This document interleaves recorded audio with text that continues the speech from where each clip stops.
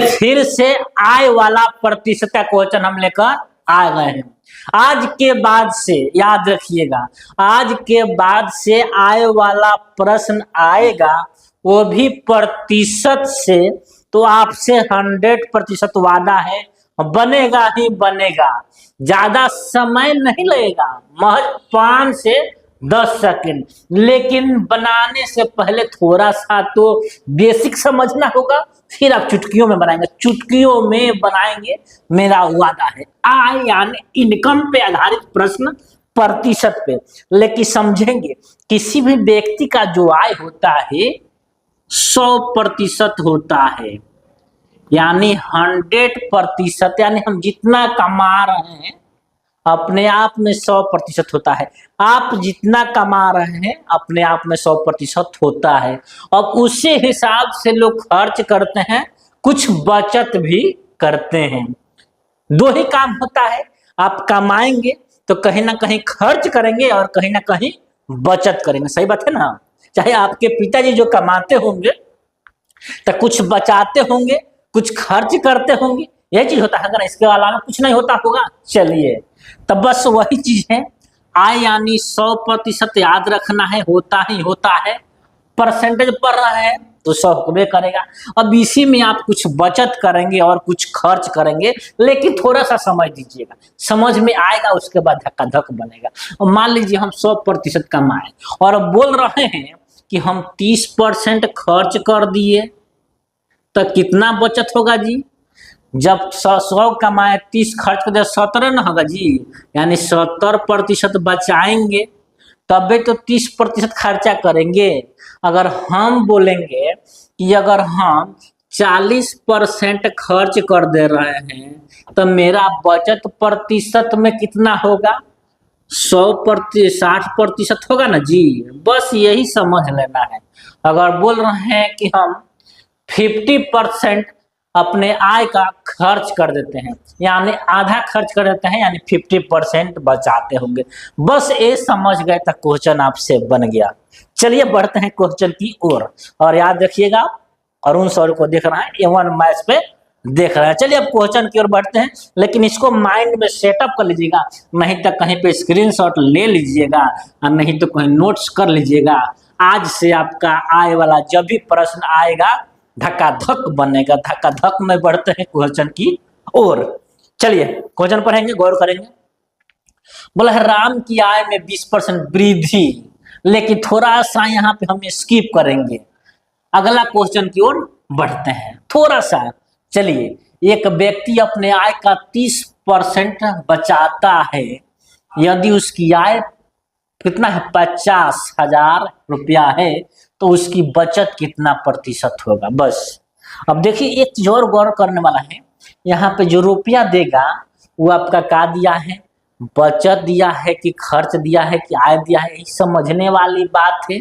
अब देखिए यहाँ से गौर करेंगे, हम बताए हैं आय,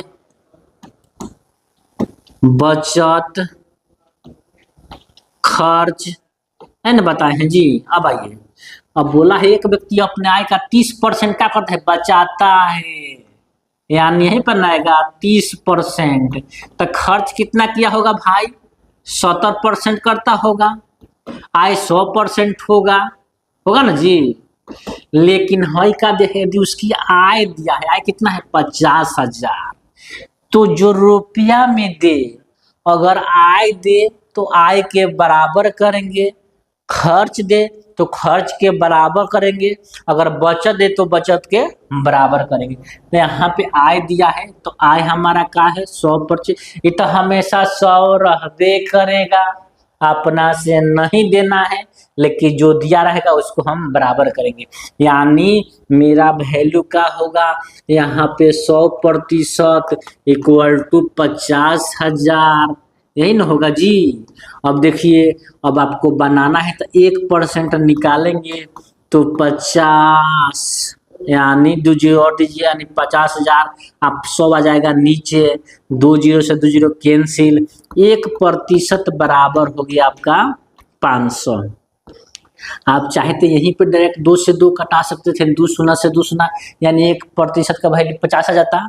लेकिन थोड़ा सा आपको समझाने के लिए हम किए हैं, लेकिन आपको समय बचा रहा है तो आप कर सकते हैं। अब 1% का वैल्यू आ गया तो जो पूछेगा वो हो गया।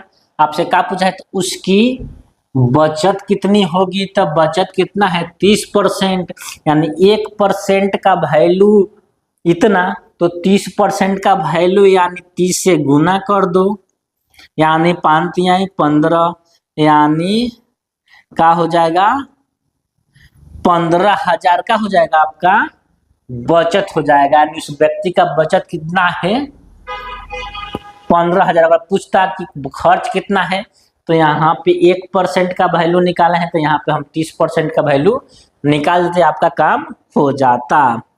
उम्मीद करते हैं आप समझ गए होंगे। इसी तरह अगला क्वेश्चन की हम बढ़ते हैं। चलिए धकाक से समय नहीं लेंगे थोड़ा सा। मोहन की आय रीना की आय से 25% अधिक है। यदि रीना की आय 40,000 है तो मोहन की आय, थोड़ा सा ये भी थोड़ा सा हट के है लेकिन आसान है, कोई बात नहीं है। देखिए एक व्यक्ति आय में कमी, ये भी आपको बताए हैं 100 पर। अगर मेरा पहला वीडियो देखे होंगे परसेंटेज का, अगर बढ़ने का बात बोले, घटने का बात बोले, अगर बढ़ने का बात बोले तो 100 से बढ़ा देंगे, घटने के बाद बोले तो 100 से उतना कम कर देंगे। अब बोला है, चलिए हम पिछला ही क्वेश्चन ले लेते हैं भैया। बोला है मोहन की आय रीना की आय से 25% अधिक है। देखा मोहन और रीना, यानी मोहन दिया है और रीना दिया है, थोड़ा सा एने ओने है, ज्यादा कुछ एने ओने नहीं है। बोला है मोहन की आय रीना की आय से क्या है 25% अधिक है, यानी 100% होगा, तो ये क्या होगा 125% होगा। अब बोलिए, अब बोला है यदि अधिक है, यदि रीना की आय 40,000 है तो मोहन की आय बताइए। अब देखिए रीना का आय कितना दिया है 40,000, यानी 100% का वैल्यू दिया है। अगर देता मोहन की आय इतना है तो 125% का वैल्यू होता, यानी 100% इक्वल टू 40,000 हो जाता आपका। फिर यहाँ से 1% निकालेंगे, चाहे यहाँ से 2 जीरो से 2 जीरो कटा देंगे, यानी 1% का वैल्यू आपका 400 आ जाता। यानी जो पूछता है यहाँ पे क्या पूछा है मोहन की आय, यानी मोहन की कितना है 125, यानी 125 से गुना कर देंगे 100 आएगा, जो आएगा 100 आंसर। चलिए किसी व्यक्ति की आय में 10% वृद्धि कमी होने पर आय कितना रहता है। कमी करने पर आय, कमी बोले तो घटा देंगे और वृद्धि बोले तो जोड़ देंगे। यानी 10% कमी यानी 90%, तो 90% कमी करने पर इनका आय कितना होता है 27,000।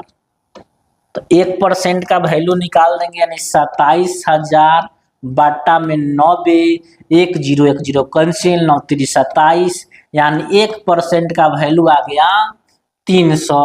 तो आपसे क्या पूछा है, तो मूल आय ज्ञात की, यानी 100% का वैल्यू, यानी 100 से हम क्या कर देंगे मल्टीप्लाई कर देंगे, यानी 3 और 4 गो 0 जो होगा आपका 100 आंसर होगा। उसी तरह अगला बढ़ेंगे, आ जाइए गौर कीजिएगा।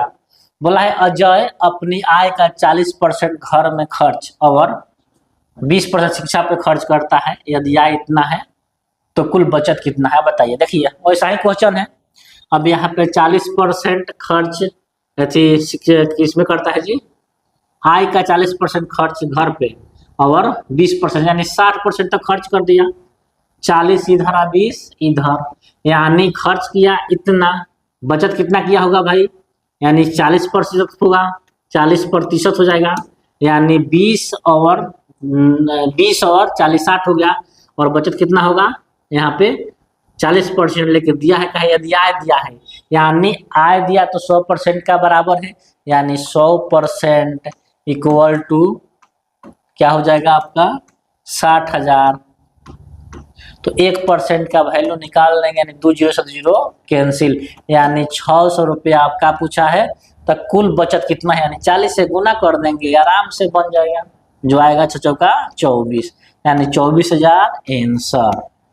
कुछ नहीं है, मैथ्स है, समझेंगे बनेगा, नहीं समझेंगे नहीं बनेगा, लेकिन थोड़ा सा प्रैक्टिस करेंगे, थोड़ा सा मेहनत करेंगे, आराम से बनेगा। ऐसा कुछ पहाड़ नहीं है कि आपको पहाड़ तोड़ना है, समय लगा, बस थोड़ा सा दिमाग का यूज करना है और बारीक से समझना है, एक एक चीज प्रैक्टिस करना है, एक एक चीज, यानी जो भी समस्या होगा आपका दूर हो जाएगा। बाद बाकी आप अरुण सर को देख रहे थे, A1 मैथ्स को देख रहे थे। बाद बाकी इस वीडियो के प्रति कैसा सोचते हैं, किस टाइप से सोचते हैं, कमेंट्स जरूर कीजिएगा। बहुत बहुत धन्यवाद।